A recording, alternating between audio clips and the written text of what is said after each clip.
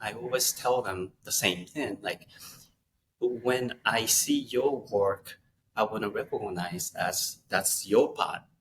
So that's the journey of as a maker, isn't it? Like you want to make something to represent you. Yoshi, welcome to Shaping Your Pottery, and share with me what is something people might not know about you. Okay, I think people think I'm outgoing, but I'm super shy. I smile and I talk to people because it's a job or it's in my classroom, but I tend to be rather quiet. So that's I people might not know about me. I love that. So, tell me a story how you got started in ceramics. Yep. So when I was in undergrad, I was studying Spanish and anthropology as my first two degrees, but the GPA was going kind of bad. So I decided to take non-credit ceramic class, night class for fun. And I really got into it and I ended up adding another degree in fine art. So that's how I got myself started with the clay. So, tell me about the moment when you decided to study in the United States. So when I was in high school, I went to I study every day. I thought everything was just fine, but I think it's the common teenager thing that you start getting kind of sad. And I start hating myself, my family, my friends, and all schools. And I just had to get away. Then I decided to pick up a little suitcase and decide to move to US. And after I landed, I just never really left. So that's how my trip started. And 4 years in college ended up being, no, 4 months in language school ended up being 4 years in college, and 4 years became longer and longer and longer. And I'm still here after 25 years. So a little bit What longer than that. what would you say was your I guess your biggest obstacle when you moved to the US? The US. Oh, language for sure. And the first place that I landed was in Mississippi, and that's my second home, maybe more home than my home in Japan. And I'm actually going back home in a couple of weeks. But the location was interesting for 18 years old Yoshi, I guess. Culture shock. Yeah. So, after getting your MFA, you decided to attend some residencies, one in Baltimore and the other Mhm. in Taiwan. Can you tell me about these experiences? Sure. So I chose to go to graduate school because of my visa status. I have to have, student status to stay in this country. Then I went to school in Carbondale, Illinois, Southern Illinois University at Carbondale. And that's the 3 years program because I did not know what exactly I wanted to make during that time. So I intentionally chose 3 years program. And as I was graduating, a lot of people are doing job search or just trying to find a place to be. Then I just end up sending one little application to Baltimore Playworks when I was working on my thesis show. One application got me in, so I guess it just meant to be in Baltimore, and it's a long-term residency. And again, 1 year led to a longer term, and I left a little bit in 2016, but I'm still living here in Baltimore. And the residency in Taiwan, we have connection with art school in Taiwan, and we do the exchange artists. So we send some artists there, and we used to bring one or possibly two artists a year. In 2010, 2011, I decided to have 8 weeks residency in Taiwan. So yeah, that's my residency experience. Also, I went to Dubai for a little bit. That was a teaching residency, but whenever the opportunity comes, I try to go to different places to see what's up. So, from these residencies, what is something you learned that you still use today So like in terms of what though, like what I use, in I terms of use like how it affects your pottery? pottery. Okay. So the experience in Taiwan especially was interesting because, well, I guess I am from Japan and we share a lot of similar culture. But when I was there, a lot of great conversation started around drinking, not necessarily alcoholic drink, but the literal tea. And those folks are using the pieces made by themselves and with other people.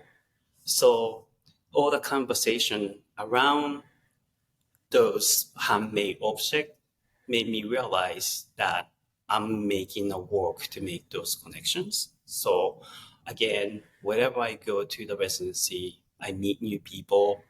And yeah, that's something that wait, I guess the answer was not really correct, isn't it? The word use, but I use that experience to ensure that I continue to make work.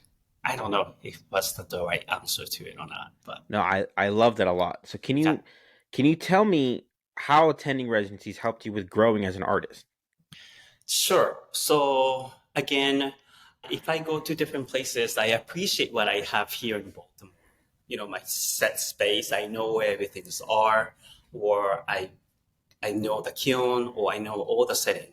But when I go to different residencies, you're kind of forced to make the work you forced like settle in within the short period of time or set amount of time. So you will learn how to manage your time, manage your space to be creative and make some scheduled pieces in those opportunity. I And love I love that. I love that. Shaping Nation, if you can learn to manage your time a little bit better, then you're probably going to be able to focus on the right things to be able to make better pottery. I love that so much. So let's talk about your pottery. In one sentence, can you tell me what you make? okay, so I work functional pieces, thrown, and now I use stoneware on a curved surface, and I fire it to cone five, hard cone five, not quite six. So can you tell me the story how you started making the pottery that you make today? Sure. So again, I just fell in love with the functionality of the object. So from the time that I just started, you know, taking pottery for fun, I was always drawn into the functional stuff.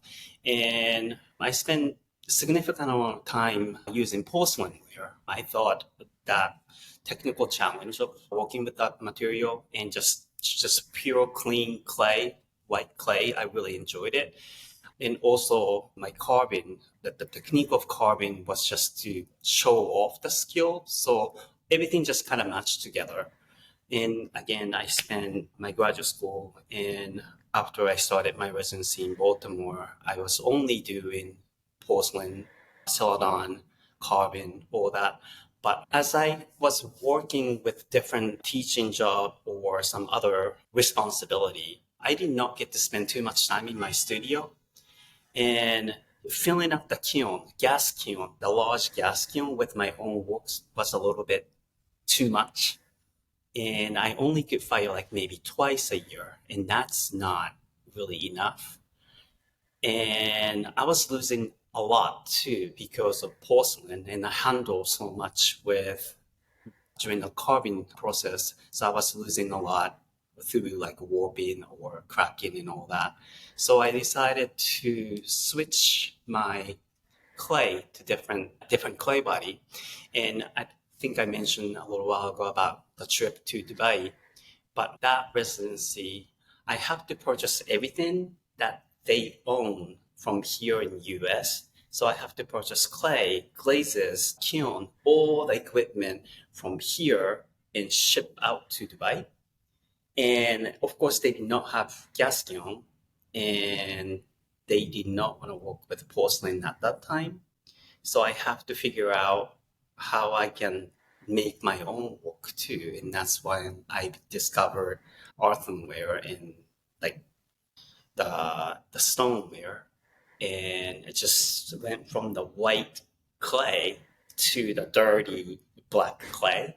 And that kind of opened up my eyes like, oh my God, I don't have to do the porcelain anymore. All I have to do is just make small batch and put it in a small electric kiln, and people pop up and that's done, right? I mean, I didn't have to babysit the gas kiln for 24 hours. So I, I, my work, I don't have much of the loss anymore. And I just start seeing my work in different way. Long answer. I'm sorry. I love that. That was a really great story.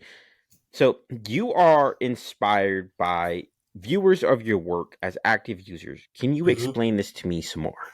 Sure. I like when my work is being used, right? So when I go to my friend's house, and if I know they have my work, I'll look through the kitchen and try to see where that piece is. And if I see it in the sink, I'll be like, yes, this person just used it this morning or a week ago, whenever they did the dishes, right? And when I was making porcelain work, because of the delicacy of it, I think people tend to put it in a cabinet and they never really use. So that's another reason why I wanted to make the different clay body, but I just want to make the work to be used, really. Like the cup would wash your body through, with the fluid or whatever. Like, I just want to see my work in action. I love that. Shaping Nation, if you could see your work in action, then you can get an idea if you're going in the right direction, because that's where your voice is probably going to show up a lot if you could actually see it in action. I love that a lot. So can you give me a simplified explanation on how you create your carved surface designs? Sure. So everything is thrown, almost everything is well thrown. And then also I have to throw those objects in certain size. So when it gets leather hard, it's on the right measurement. And I use just simple pencil and ruler and just draw all those lines and patterns and just start carving using small sculpting tools. Yeah, sometimes I have different motifs, not just the geometric patterns, but I look at like advertisement or like tattoo design, some random motifs, and try to incorporate onto the surface. I that was a really great explanation. So, how do you think about the way you create your designs? For example, some of your pieces, like the whole pot is covered in a full design, while some is just only a portion of the pot. Can you explain that to me a little bit more? Sure. So I guess it's my personality. I think I overdo. I just get so excited about the surface design. So as you said, like I tend to cover the entire surface with the pattern, but I have to like learn to back out a little bit, back off a little bit.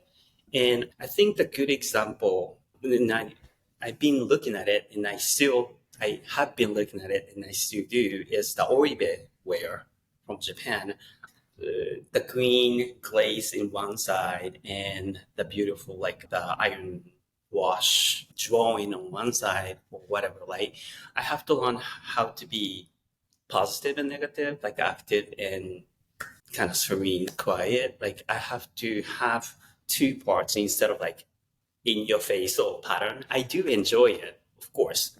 I mean, when I feel my cup, like I can feel the surface and I really enjoy.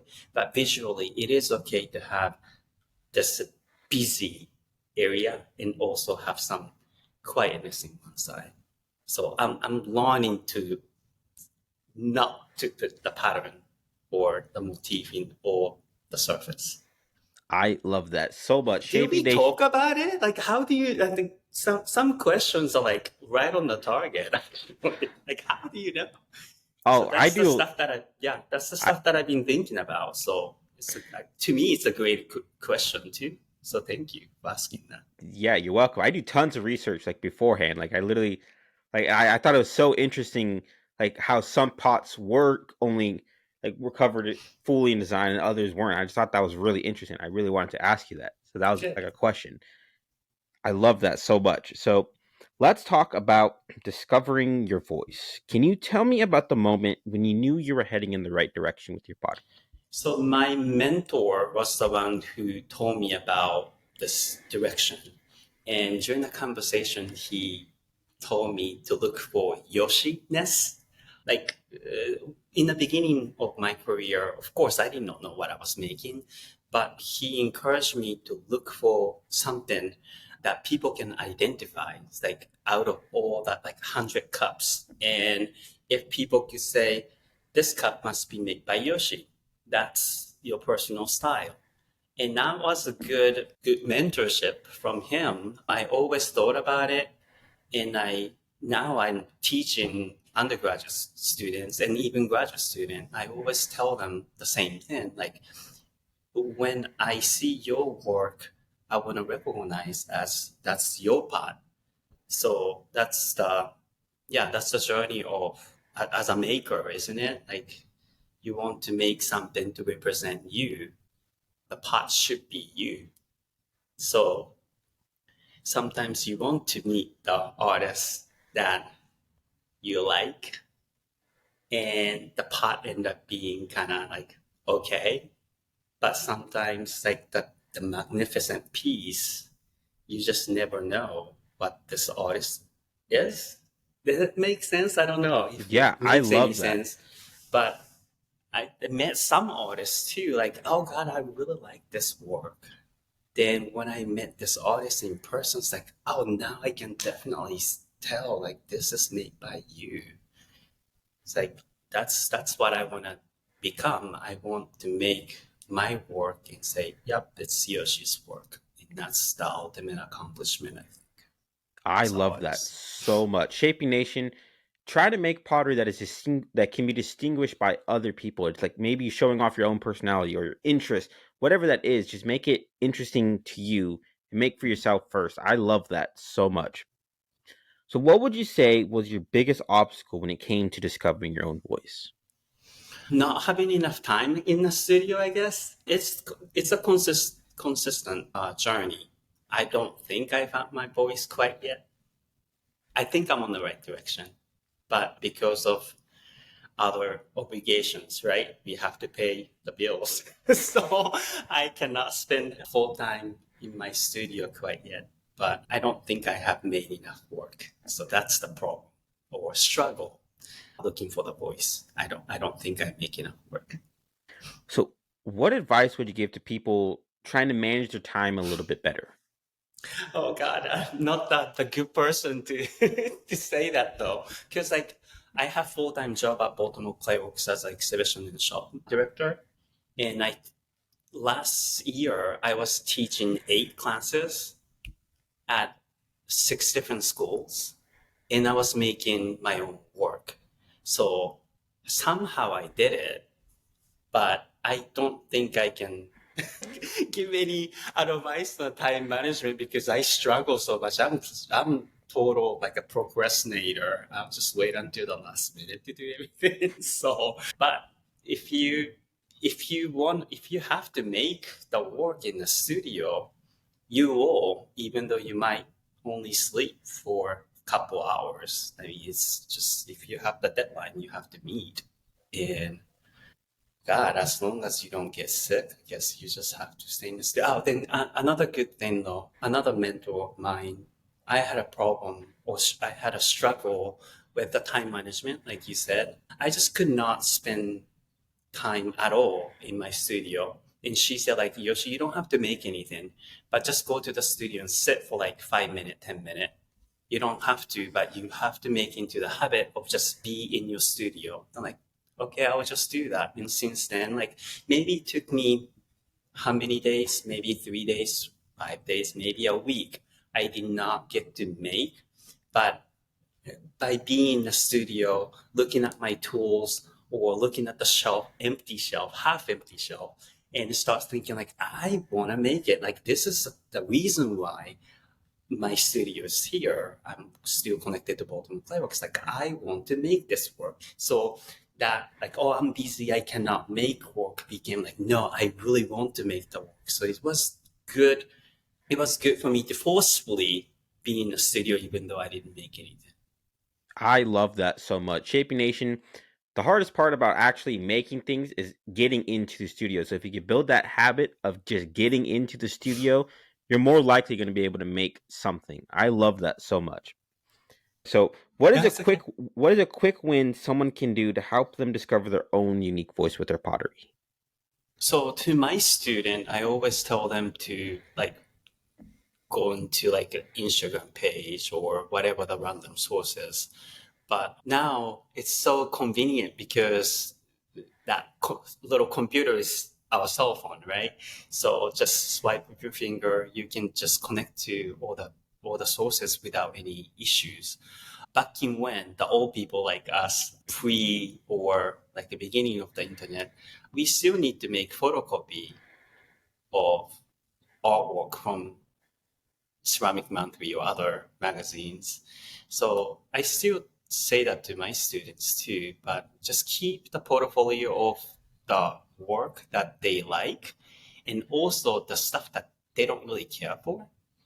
And maybe a week, maybe a month, a year, whatever, after the stack of actual printed out paper, you just put it on the table and look through the similarity or differences or some sort of connection. Then you start finding like, why do I like these things? So that's how maybe the voice start coming to life. Like that could be the clay object or it could be other just maybe the woodwork, glasswork. It's something to do with art, or it could be nature, or it could be like a cityscape or whatever. Like not just clay object, not just art object, but they can also look for some inspiration from other sources.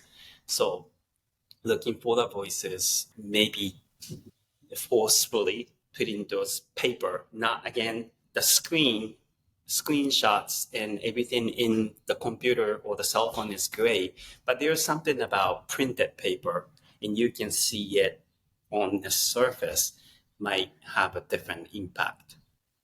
I love that. So, as we're coming to a close here, what is one thing you want to hammer home with my audience today? If you what is see I have a way of saying this, but after this 20 minutes of the conversation is kind of okay. I never expected to become a potter, but I made a promise to myself as I start this, career. If the opportunities there for me to continue to make work, I think I'm on the right path. So I was about to lose my studio one time, but some other people be like, "Oh, I heard you're looking for a studio. Would you like to come?" Like, sure, I didn't expect it, but somebody that I didn't even know made me the offer. When I was applying for graduate school, I sent the application, but that program told me, we want you, Yoshi. Please come and study with us. It's like, okay, great. Even Baltimore Clay works the same way. I sent just one application and they said, Yoshi, we want you here. Great, thank you. So it's about like the opportunity and make yourself available. If I could do it, I think everybody can do it. So just being honest about what you want to do and just make yourself available for those opportunities. There's some unexpected opportunities out there, just like the trip to Dubai, 2.5 years. I had a one little phone call, one little email from this agent looking for a clay teacher. I'm like, sure, I'll do it. And originally it was 3 months. In 3 months became 6 months, and 6 months became 2.5 years of wonderful, wonderful experience. So right time, right moment, and right attitude, or right people too, especially. So I'm so grateful that I met all the people that make this happen. So keep yourself available. That's what I can say. Absolutely great. Last parting words. Yoshi, it was so great chatting with you today. Where can my artists go and learn more about you?